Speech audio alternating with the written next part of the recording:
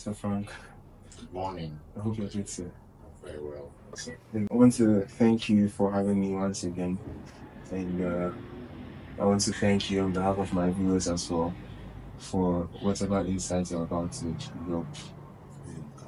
But then before that, I think we should pray. Father, we thank you for today. We thank you for your grace and mercy. We pray that let this interview be inspired by you. Let it be insightful. Let it be fruitful. And let it bring out the best in whoever listens or watches. In Jesus' name, we pray and say that. Amen. Amen. Okay, sir. Can you please tell us your story? Well, my story has been God. And I love the fact that you started this interview with a prayer.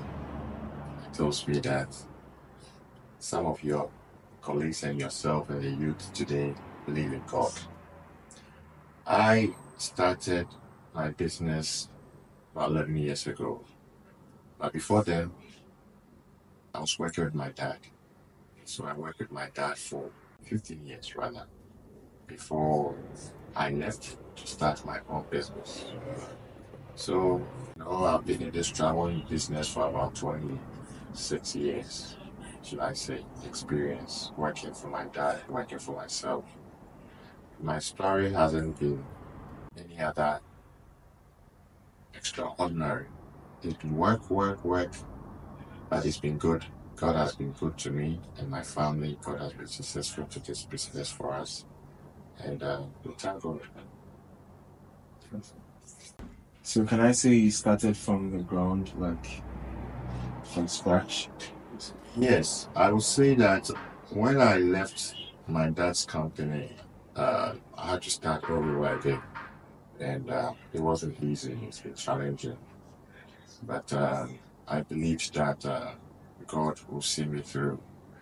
Um, Starting businesses in Ghana is not an easy task. What has actually helped me is that I gained a lot of experience with my dad and I built a lot of relationships. Relationships in business is very important because that's where you're able to connect and enables you to rise from platform to platform and to meet different people. I think one of other things is that honesty, your integrity is very key in this business. Um, Sometimes it's just not about money. Sometimes your integrity, your name, your good name. It says a man's gift to make what? Room for. So I believe that I've been able to advance to this point through integrity and a good name. That's where that is what has helped me, because at times you realize that you are in need of something, and because you have been able to be honest to the same people, they also want to see you through. God is able to bring good people around you to support you. So, what are some of the challenges that you went through when you were starting this whole I know, like you said, it's quite a challenge to start a business in Ghana. Yeah. So, what are the challenges that you faced? First of all, as a young man trying to become an entrepreneur, start your own thing. I must say that just spoke about honesty, integrity, but on the other side, you don't have people who are honest to you. And my business is kind of a pre-finance business, where you have to finance air tickets for corporate organizations and some individuals who want to travel. So with those trying to support their businesses in that manner, you don't get even some corporate or even some individuals who are supportive or honest to you, defraud you, But those are some of the things. And also raising capital. Raising capital in Ghana is very, very tough. It's very, very tough. If you don't meet the right people, trust me. We have trade partners, and these trade partners sometimes to go through the accreditation to is another thing that you have to struggle to get. But in spite of that, like I said, God has been very good to me, and I've been able to get to the peak. That's still climbing up, and we hope to be go global. As a young man, when you're coming up, is this what you had in mind? Is this what you wanted to do? Not really. Not really. I look back and I ask myself, where would I be if I wasn't working as a business or travel consultant? Growing up, I always wanted to be a pilot. When I got to secondary school, I realized that I wasn't too good in science, and although I love geography, I wasn't too good about physics and chemistry and all those subjects that you need to be a pilot or an aeronautic engineer.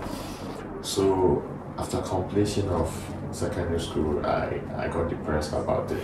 I just said, this pilot thing, I have to look at it again because after completing A level, that's why I decided that hey, I'm going to go business.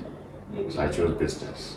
Your parents happy about that? Well, my parents weren't too bothered about it because my dad wasn't too particular about what I wanted to do. I realized there are some homes where children are grown to be who they want them to be. I want my son to be a doctor, and you are told at that line to be a doctor. But in my case, it wasn't like that.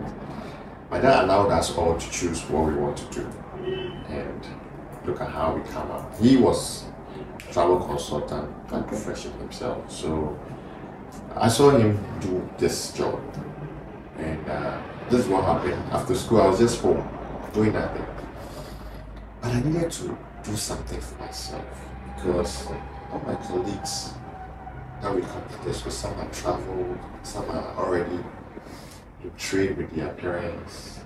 To Kanshi, Mokola, going to the shop.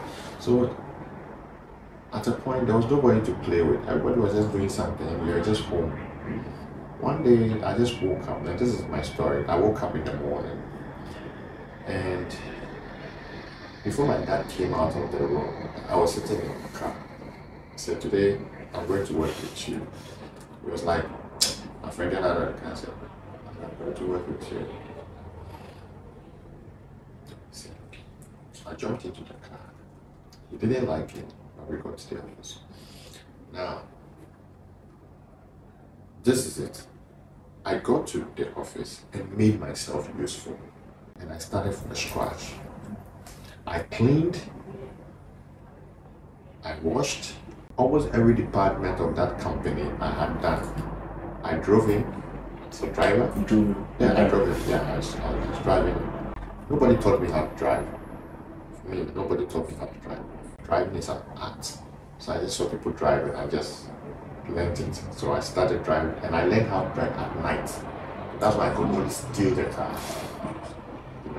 I just put it on free and I'll push it and I go up and I'll start. So at night, that was when I was driving, when everybody was sleeping. So I started driving my dad. So I became useful because this guy can drive me. Okay, cool. Messenger, he will send me to anywhere, go deposit money in the bank, go to the. I said, okay, it's fine. I'll buy his food, set his food for him to eat. Okay, then he said, okay, now I sat behind the counter like that, like the way other people are sitting there. I started learning how to sell, market. I didn't have any knowledge, and at that time, we didn't have computers like this. That was way in the 90s. By the time, I was eager and I wanted to know. So I went to school to train as an agent. And at that time, it was a school at Ghana Airways. Not Ghana Airways. I'm not too sure you were around Ghana Airways. So Ghana Airways had a school, it had a training school. And we went to the school and we had, it was I think a month or 6 weeks training. So that's where I got my first training in ticketing. I got my certificate. Then I started selling. So then I had another colleague join me. And at that time, my dad's company, he had just dismissed everybody. My dad is that radical CEO. He would just dismiss everybody and recruit new people if there's an issue. So he had done that. So there was vacancy. I was there alone with him till other people started joining. So that was it. And that's for 15 years I worked with him. What I learned there was how family businesses transit to other generations. We have a challenge in this country where family businesses go down because they don't do proper transition to the young ones. So when they are going off, they don't go early enough, and then they keep the young ones at bay for a long time. You have to transit. When it's time to transit, you have to do it. If you don't do it, you have issues. You have problems. And you can't really blame the youth, and you can't blame the founders, which are the family people, the father, the mother, because they don't know when to do it. When we look outside, they put their children to start to learn the business, but they leave when they have to leave, and either be on the board and supervise or guide. That's another story I would love to share in the future, because I've always advocated that Ghanaian businesses go down, especially family businesses go down when they don't do the proper transition. You've had businesses grow well outside because they've done proper transitions. You talk about the Walmarts, you talk about all these big companies outside, they've had proper transitions, even if it was a family business. But in here, we don't do it at all. So it's either the child is left the business and is schooling, or is working outside for another person, or set his own business and left the family business to go down. So you don't have that legacy. The legacy is lost. You cannot really trail that.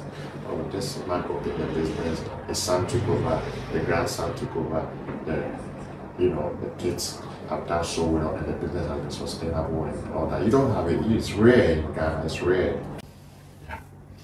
And another reason why I think it doesn't work like that is because maybe the children don't match up to what the parents are looking for. What do you think it is? Well, I won't agree to that. Okay. I disagree to that, because you see, if I want my child to be a doctor, and that's what she wants also, I should invest so much to make sure that dream is achieved. So if you want your child to take over from your business, you will invest so much and make sure the child, one, deserves or gets what is needed for that child to succeed you. Do you get my point? So you groom that child, and people have been able to do it properly. I can mention a company like Casapre. Again, and others. Send your kids to proper schools, outside, train them business management, entrepreneurial courses, degree, bachelor's, master's, doctorate, whatever that they need. It's investment. He just don't get it on a silver platter. And these kids, with a good psyche, and letting them know what entails and what is at stake for them to take over and ride on. Boom. Kantaka cars locally, put his children there. They are running a business. He himself, when he was developing the automobile, wasn't like this. Now the children are bringing him new models, trucks. You get me? Yes. I believe that they have modern minds, and now government is buying their cars. Other people are importing their cars. You understand? Yes. So your time will always be up, and you will lack ideas, and you need the next generation. It's about how you do it. When you allow them to a certain stage, and it's now that you want to introduce it, that becomes a challenge. At that time, they made up their mind what they want to do. If you plan it well, you achieve what you want to achieve. You don't plan well, you miss it. That's why I say the transition is a challenge. Either we miss it, or when we are supposed to do it, we don't do it. When we decide to do it, it's late. It's either by the time you are leaving, the child doesn't even know anything about the business, but you want the child to now inherit you. Take over my business now. Oh, I can't go to the office. He can't go to the office. He doesn't know anything. It's naive, because people are there already who have had so much experience, and then there's a conflict. You get my point. So you have to put them in at the right time. Don't wait till it's late. If it's late, it's tough. You might not live long to help them or guide them as the way you can build their business.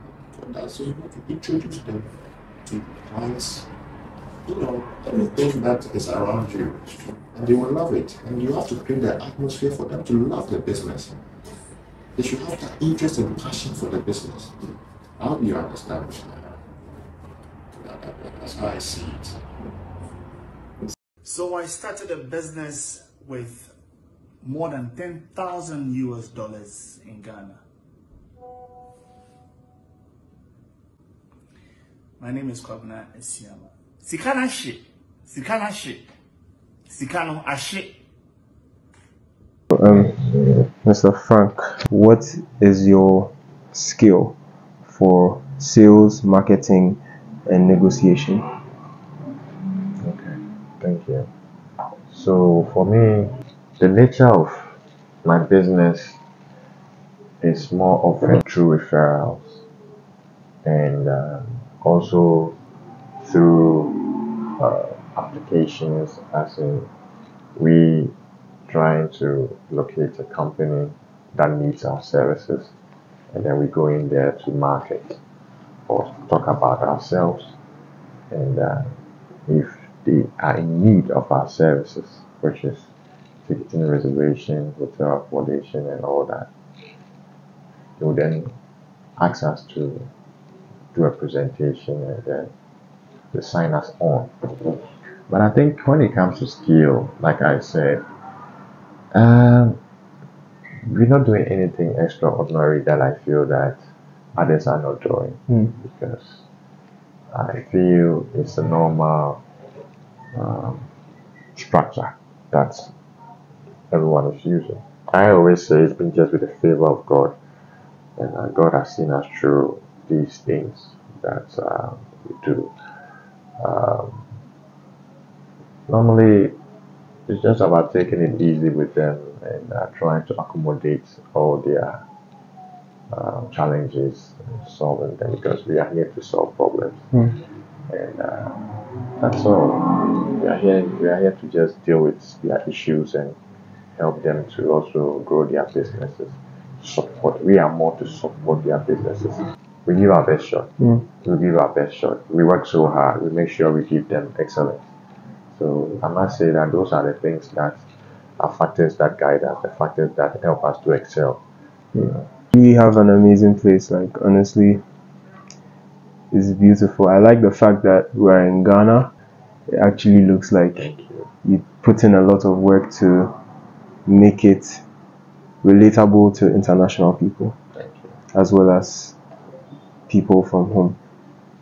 Can you show how they can find you if they want to come and talk to you, if they want to reach you? Well, the company is Josh Travels. Josh Travels is located at 6 Odanta Street, Asalam Down, and phone number is 0244033055. You can send an email to us at joshtravelsgh@gmail.com. With all your travel needs, we are here to support you and reconnect the world with you. So anytime, any day, 24/7, you can give us a call. Thank you. Thank you so much.